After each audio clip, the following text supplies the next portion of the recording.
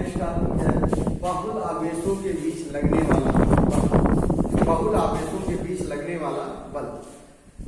मान लीजिए कहीं सिस्टम में बहुत सारे आवेश दिए हैं, एक स्पेस में जैसे यही रूम पे ही बहुत सारे आवेश दिए हों, तो किसी एक आवेश के ऊपर देखना चाहते हैं कि कितना बल लगेगा, परिणामी बल कितना लगेगा। ठीक है, उन्हीं चीजों को हम कैलकुलेट करने जा रहे हैं बेटा, बहुल आवेशों के बीच लगने वाला बल। इसके लिए हम पहले एग्जांपल लेके 3 बल देखेंगे, 3 बलों का सिस्टम देखेंगे, उसके बाद ढेर सारे बलों के सिस्टम का हम आगे देखेंगे। पहले हम देखते हैं 3 बल हमारे पास बेटा, 3 आवेशों तीन आवेशों के निकाय को पहले देखेंगे, उसके बाद हम बहुत सारे आवेशों के निकाय के बारे में पढ़ेंगे। हमारे पास एक आवेश है बेटा Q1, दूसरा आवेश है Q2, तीसरा आवेश है Q3। हमारे पास 3 आवेशों का निकाय है।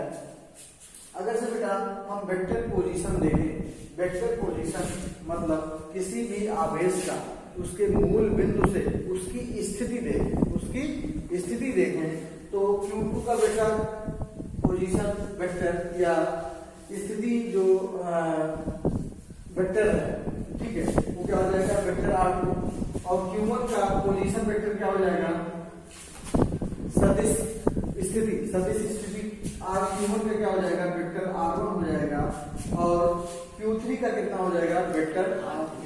कितना हो जाएगा बेटा वेक्टर R3, क्या हो जाएगा वेक्टर R3। ठीक है बेटा, समझ में आया। देखिए 1 पर 2 द्वारा लगाया गया बल, हमने पहले ही बलों का इस तरह से निरूपण करेंगे, ये नोटेशन पहले ही हमने पढ़ लिया है। 1 पर 2 द्वारा लगाया गया बल क्या होता था बेटा F12।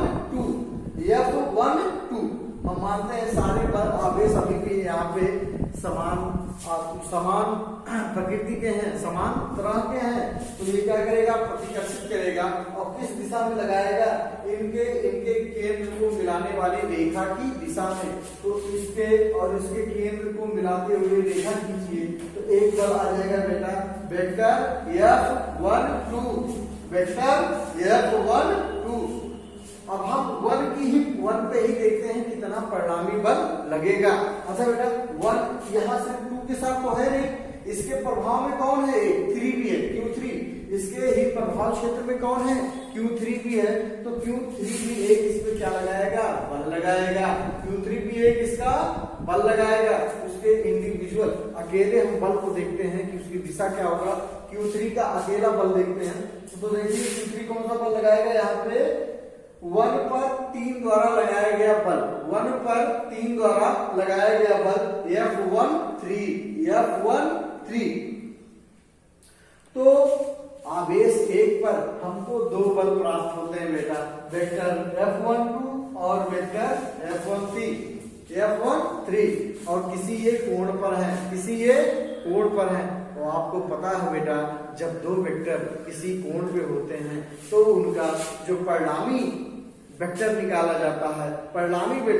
जाता है वो समांतर चतुर्भुज के नियम से निकाला जाता है।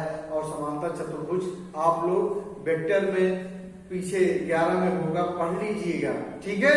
तो देखिए जो परिणामी वेक्टर यहाँ पे होगा, देखिए ये वेक्टर F1, अगर से हम इसको माने वेक्टर F1, तो ये क्या हो जाएगा बेटा वेक्टर F1 बराबर हो जाएगा vector F13 plus vector F12। मान लीजिए इनके बीच में अगर से कोण कितना हो कितना हो,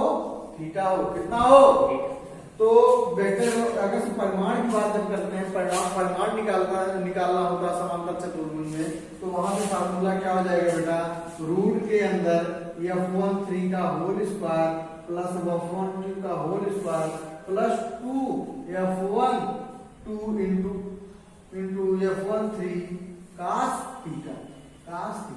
ये क्या निकल जाएगा बेटा इनका परिमाण निकल जाएगा, समझ में आया बेटा।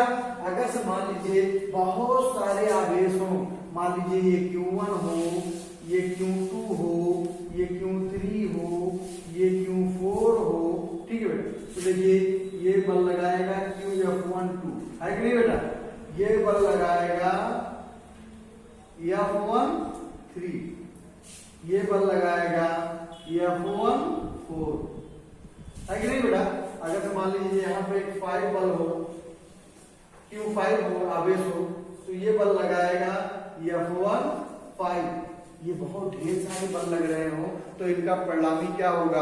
आप लोगों ने वेक्टर का सुपरपोजिशन अध्यारोपण सिद्धांत, सदिश का अध्यारोपण सिद्धांत पढ़ा है। सारे वेक्टरों का क्या कर देते हैं, वेक्टर सम करते हैं। क्या करते हैं, सदिश योग करते हैं। क्या करते हैं, सदिश योग।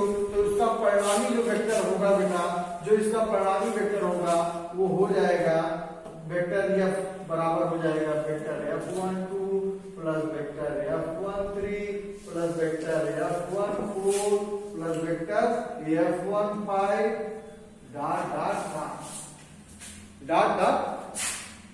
बेटा समझ में आया। इसके आधार पर जब हम इनका जो है न्यूमेरिकल करेंगे, ठीक है, सवाल लगाएंगे तो आपको बहुत ज्यादा क्लियर होगा बेटा, ठीक है। लेकिन मैं आपको एक सुझाव देना चाहूंगा, आप समांतर चतुर्भुज का नियम जरूर कक्षा 11 में मैं खुद ही पढ़ाया हूं, एक बार उसको देख लेंगे। धन्यवाद।